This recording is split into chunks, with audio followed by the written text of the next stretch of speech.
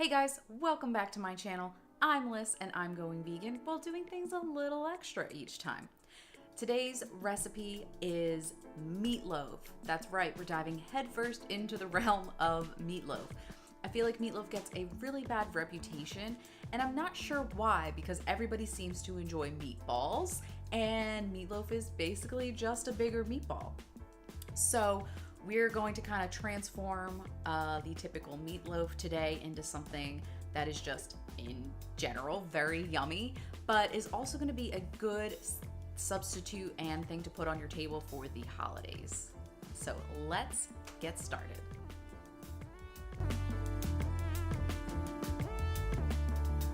Okay, so we're going to start with the base of our meatloaf.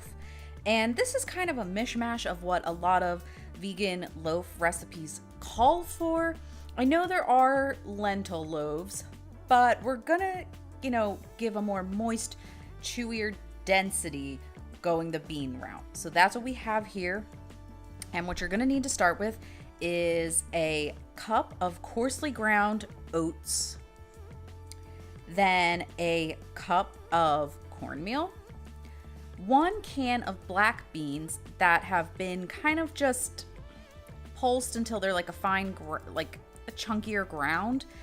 Then you need 1 can of black beans that have been completely pureed until they're creamy, and 1 can of chickpeas until they've also been pureed and creamy. And that is our base.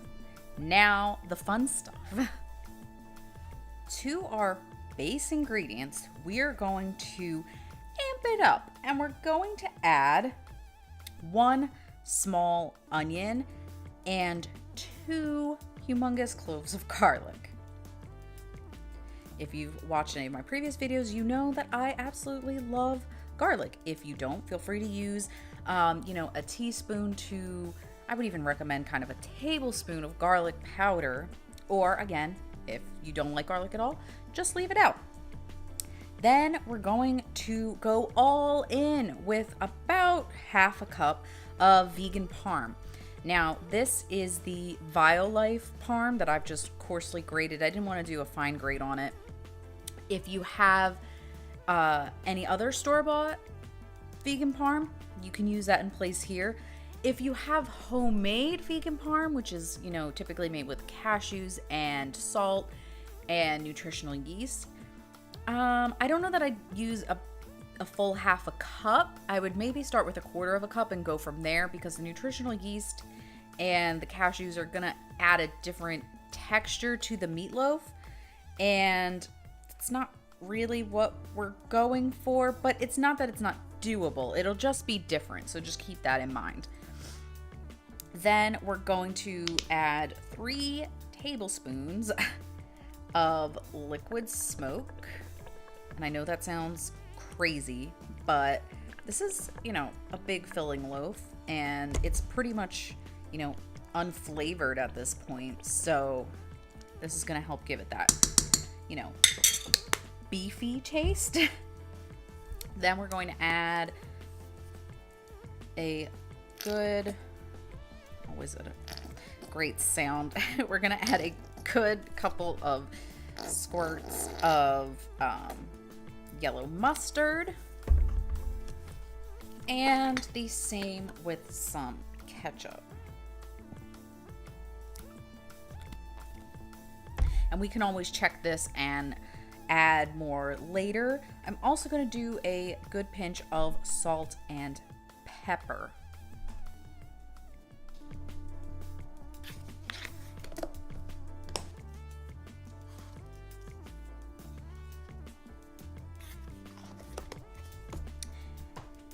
And then to help bind it all, we're going to use half a cup. This is a little bit more. I just drained my can of chickpeas first before blending them. We're going to add half a cup of aquafaba, or the chickpea liquid that's found in the can.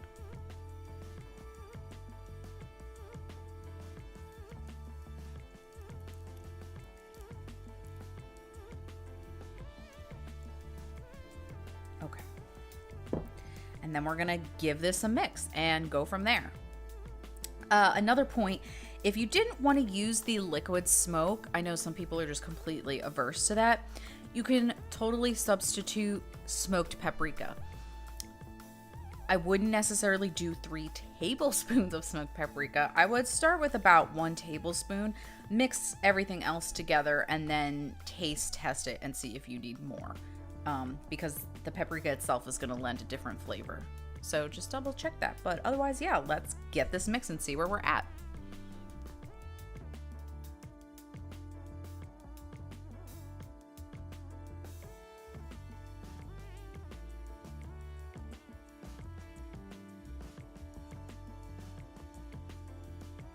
So here's our meatloaf mixture mixed. Off camera, all I ended up doing when I tasted it was I added a little bit more salt, a little bit more mustard, and a little bit more ketchup. It's really easy for those ingredients to get lost in the beans because they're so dense and just have that starch of their own. So you really gotta taste this and season it to those tastes to make sure that it tastes the way that you want it to, because when you bake it, that's the flavor you're going to have. So, to this, we're going a little crazy. And we've already added the vegan parm in here. Now we're going to add ricotta. I know, it's not something that traditionally gets added to meatloaf, but it gets added to meatballs. And I think it's going to be a really good addition. It's going to add that extra moisture for us, even more protein because this is made with tofu. And hopefully it will take away from so much of the density of the beans. So we're just going to get this mixed and then again, repeat the process of tasting.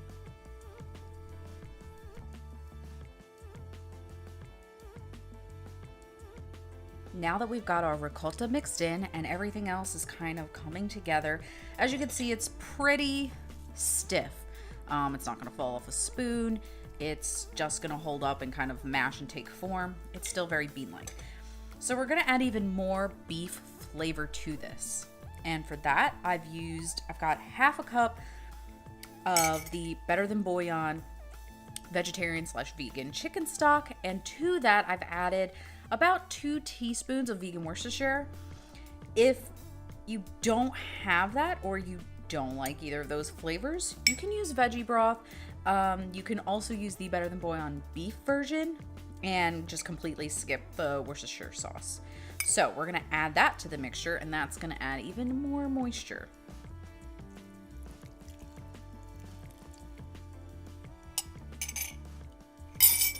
And then we're just gonna get this mixed up.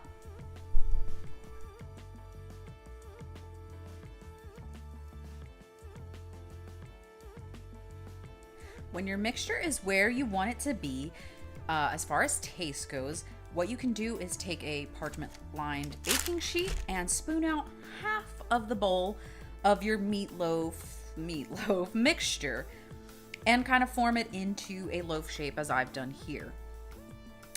This is where we're going to kick it up again and take things even more extra. We've got 2 types of cheese right now in this loaf. We've got the vegan parm and the ricotta. We're gonna add a third and it's gonna be great. So all I'm using is a cheddar vegan slice. Any other, preferably you would want to do this with mozzarella, but I don't have any right now. That's gonna give you a more mild flavor, obviously, and just kind of melt everything together. But we're going to add cheddar and it's still going to be good. It's still going to be awesome. And you just kind of want to put that over the top to your heart's content. However many slices you'd like to put. I'm doing about, I think that'll be good. Like just barely 2.5. And now what we're gonna do is we're gonna take the rest of our mixture and seal it on in. Yes, this is extra, but it's so dang good. So you just wanna make sure, obviously, you're getting the ends, that there's no cheese like poking out. Otherwise, it's just gonna leak everywhere and you're gonna lose all that flavor. Now, because this is so pliable, unlike regular meatloaf, you might have to keep, as you're like adding more and it kind of flattens everything out into just like a weird sheet pan shape, you might have to keep reinforcing the sides and bulking it up like that, and then you can just go back. It's more important to just get everything out of the bowl first, and then, you know, pretend you're like a cake decorator, a meatloaf decorator, and get all that goodness inside, and then form your loaf shape. So I'll see you once my shape is done, and then we can get this in the oven. So once you get your loaf shaped, and yes, it's massive, this will definitely feed about 3 to 4 people, if not 4 to 5 people, depending on how many slices you'd like. But you're gonna put this in the oven at 350 for a good hour, hour and a half. We're gonna check it at the hour mark and see how it's doing. If you wanted, you could also put a barbecue glaze on top, or some people just do a ketchup glaze, tomato paste glaze, whatever, you know, is your fancy, you can do that. I'm just gonna leave this dry right now. I might end up adding a glaze later, but we'll see. And yeah, just gonna bake this off. And this is our meatloaf right out of the oven. I ended up leaving mine in for an hour and it was perfect. At the half-hour mark, I ended up putting on a glaze of just a mixture of more of what was inside the meatloaf. So just a kind of tomato mustard glaze mixed together and thinned out. And then, as you can see, the cheese was starting to ooze. I've been very impatiently letting it sit here to cool, but it's just so good looking and it looks like meat. So this is definitely perfect for the holidays and I can't wait to dig in. Let's do a taste test.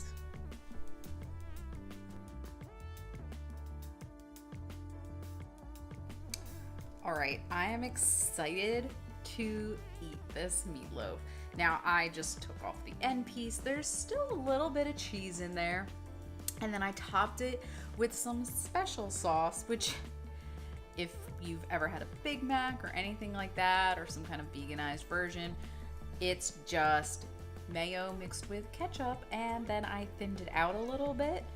So yeah, let's dig in. I kind of want to bit with the cheese. I'm gonna be weird and go right in the middle. Oh, yes.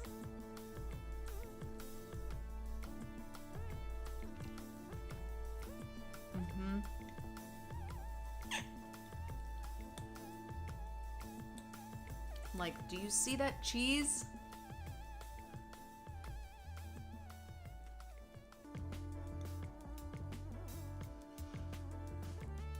This is so good, you guys. Like,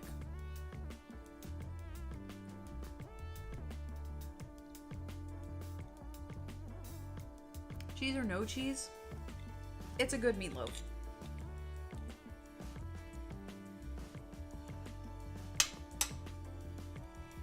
It's definitely dense, it's definitely hearty, it's definitely filling, and it's still moist. The outside kind of has that crust to it. Unless you put a significant glaze, then that'll be fine. And when it comes out, I suggest re-glazing it to kind of get all that extra moisture on the outside. But it just tastes so good. And if you've ever had a lentil loaf, you'll know that that's kind of, not that it's any less heavy, but it has kind of like a lighter, airier texture. This is very hearty. You could definitely, you know, if you're all about leftovers, slice it up the next day, make a meatloaf sandwich. Would be so good with like fried onions and mayo on it. Planning on doing that. So yeah, I would say this is a success. You can definitely put different types of cheese in there to get a different flavor profile. The cheddar works fine. It's still mild enough that it's not really gonna alter the taste. So yeah, I'm really, really happy with how this turned out. And I hope you will be too when you try it. That is how you make a killer holiday meatloaf or just an anytime meatloaf. I hope you guys enjoyed this recipe today. If you did, please give this video a thumbs up, and while you're at it, hit that subscribe button and the notification bell next to it so you're notified when new videos go up. Please be sure to also tag me on Instagram at goingvegan when you make this recipe. I'd love to see how it turns out for you. And I'll see you all next time. Bye!